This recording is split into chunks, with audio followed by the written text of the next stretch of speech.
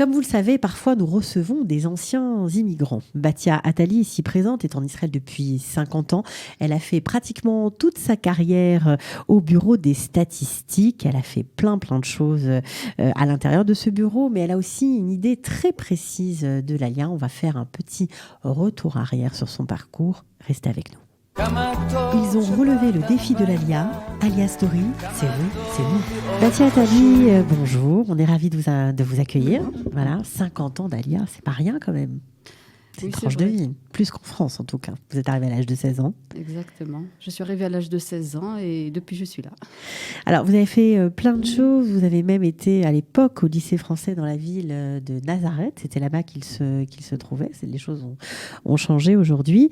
Et vous avez intégré le Technion, département informatique. Oui, c'est ça. Il était tout nouveau. C'était le deuxième groupe d'étudiants qui était reçu Il y avait beaucoup de filles avec vous? Il y avait quelques filles. On était peut-être 5 filles et une dizaine de garçons, c'est tout. C'était tout nouveau. Il y avait seulement un Marzor précédent. C'était le deuxième Marzor. Le deuxième Marzor, ok. Alors, ce qui est intéressant, c'est souvent le cas, hein, je pose souvent cette question, quel a été l'élément déclencheur pour vous? Parce que vous êtes arrivé en 1970, donc j'imagine 3 ans après la guerre des 6 jours, ça a peut-être un rapport. Qu'est-ce qui fait qu'une jeune fille de 16 ans décide de quitter ses parents et venir s'installer ici? Donc j'étais au lycée Jules Ferry à Paris, un lycée, un CUP. C'est un des meilleurs lycées de Paris à l'époque. Et donc, on parlait dans la cantine du lycée. À l'époque, je n'étais pas vraiment religieuse. Et on parlait de l'embargo de Gaulle sur les armes. Ça venait sur les armes pour Israël, d'accord. Et ça venait après des mois de tension. Ceux qui ont vécu ces mois-là à Paris savent que les Juifs étaient très inquiets pour Israël. On avait peur pour Israël. Et donc, tout le monde autour de moi était pour l'embargo. Et c'est là que je me suis rendu compte que vraiment, je n'étais pas à ma place et que je ne pouvais plus m'identifier à la France. Alors que j'étais extrêmement française dans mes sentiments, l'art, la littérature, le théâtre, culture. Tout. J'étais tout à fait intégrée dans mon cœur à la France. Et c'est là que j'ai senti qu'il y avait quelque chose qui avait cassé. Une cassure. Cassé net. Donc vous avez décidé, en accord bien sûr avec vos parents, de venir vous installer ici, ce que vous avez fait, et vous avez suivi, on va dire, votre petit bonhomme de chemin. Vous avez terminé le Technion, vous avez même enchaîné des études à l'université de Jérusalem, et puis finalement vous n'avez pas poursuivi. C'était trop différent de vous? C'était pas ce que vous vouliez faire, l'université de Jérusalem? Au Technion, j'étais dans l'informatique. Ouais. Et donc j'ai étudié presque 9 ans au Technion. Et quand j'ai décidé de quitter Haïfa pour Jérusalem, l'alternative, l'université de Jérusalem, c'était dans l'informatisation de l'enseignement des mathématiques avec le professeur Machler. C'était votre doctorat? C'était trop différent. C'était l'équipement informatique de l'université n'était pas assez avancé par rapport au Technion et c'était pas possible. Donc j'ai décidé de laisser tomber. Et vous êtes rentrée sur le marché du travail? Et je suis rentrée sur le marché du travail, c'est ça. Alors, vous avez apprécié de travailler dans ce grand bureau des statistiques, l'Ishka, les Statistica, comme on dit en hébreu. Vous avez apprécié, vous avez aimé l'ambiance, les Israéliens? Oui.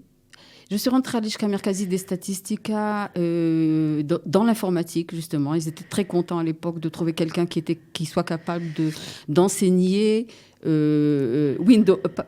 À l'époque, c'était DOS. Avec les ordinateurs personnels. Ça venait d'entrer dans le bureau des statistiques. Ouais. Donc, pour eux, c'était un... Et les gens étaient...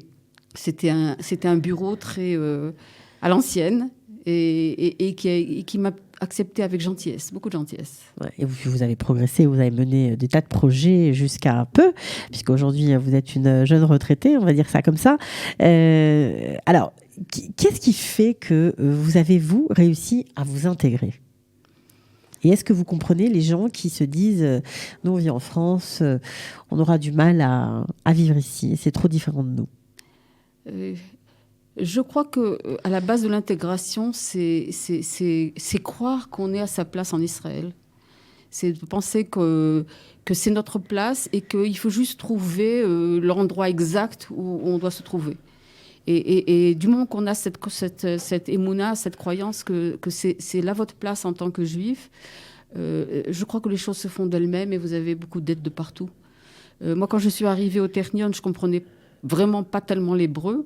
Et j'ai eu de la chance d'avoir des livres en anglais. Et je me suis débrouillée, bon long, mal an, avec des dictionnaires encyclopédiques de 12 volumes pour essayer de comprendre un labo de chimie. C'était ridicule, mais je pensais que j'étais à ma place et je crois que c'est ça qui m'a aidé et qui m'a ouvert toutes les portes.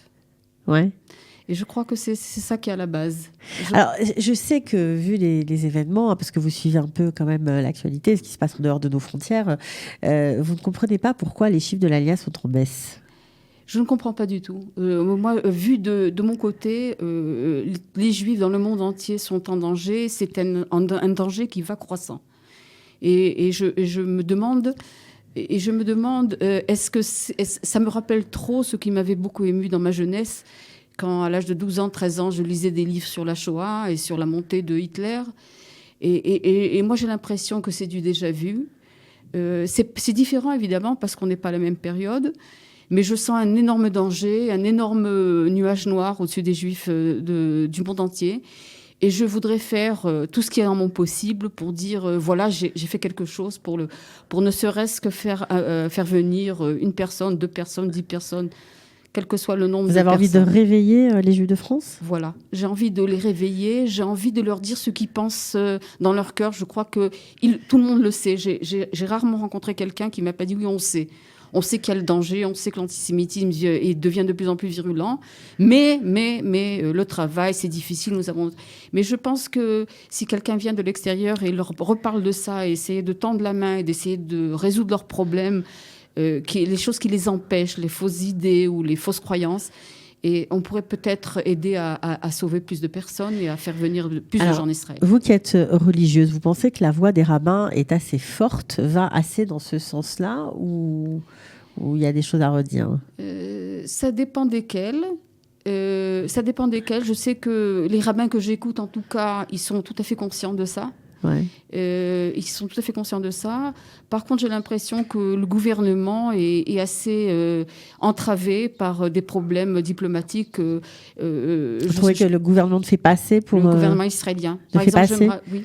Je me rappelle quand il y a eu la marche contre l'antisémitisme il y a quelques années à Paris, quand Bibi Netanyahou avait dit il faut venir aux Français, il y a eu un tollé général. De quel droit invité en France, il se permet de dire aux Français partez alors que la France a besoin des Juifs de France. Alors, est-ce que vous pensez que l'État d'Israël, puisque suite à cet appel de Benyamin Netanyahou, est-ce qu'il fait assez d'après vous ?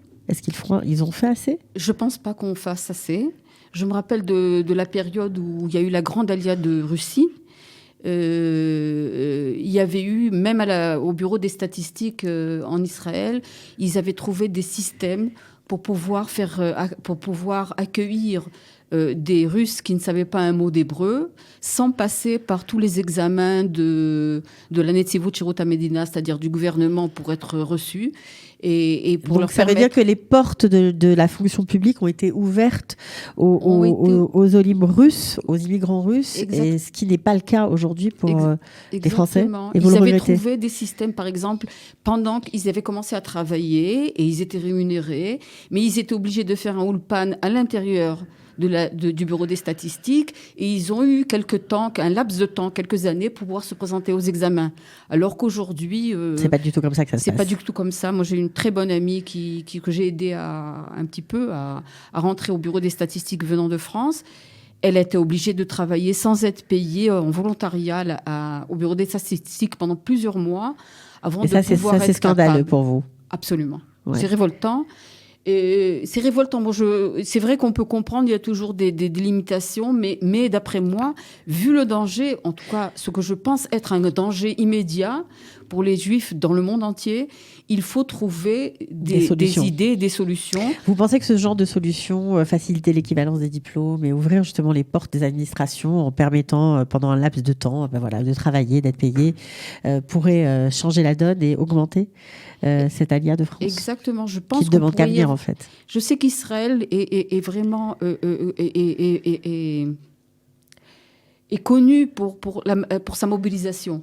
Je veux dire, quand il y a une guerre, quand il y a un danger, on voit tous les Israéliens, main dans la main, sans aucune différence entre origines, etc., faire un effort national. Je crois qu'il est temps de se mettre à un effort national, et par le gouvernement, et par les privés, et par les entreprises, faire un immense effort national, comprendre le danger et réagir comme Israël sait réagir en cas de danger. Vous seriez prête à faire des choses personnellement ? En fait, c'est mon rêve. C'est une des raisons pour laquelle j'ai pris ma retraite un petit peu avant la fin. Ce que je voudrais faire, c'est trouver des organisations ou des personnes qui sont prêtes à commencer à faire ce mouvement de prise de conscience et de travail ciblé pour essayer de faire venir plus de gens et les accueillir comme il se doit. Et les accueillir comme il se doit et leur faire prendre leurs décisions malgré tous les problèmes qu'on sait qui existent et les convaincre de venir en Israël avant qu'il soit trop tard. Okay. Alors donc je fais appel à tous ceux qui veulent faire quelque chose dans ce sens. Je suis prête à faire du volontariat, je suis prête à me joindre dans n'importe quel job, faire n'importe quoi pour mettre ma petite pierre pour aider dans ce sens. Bon, eh ben merci beaucoup Batia Attali. Bonne chance. Je suis sûre que vous allez être appelé. En tout cas, votre appel va être entendu clairement. Merci beaucoup Batia. À bientôt. Merci beaucoup à vous. Ciao. Ils ont relevé le défi de l'ALIA. ALIA Story, c'est vous, c'est nous.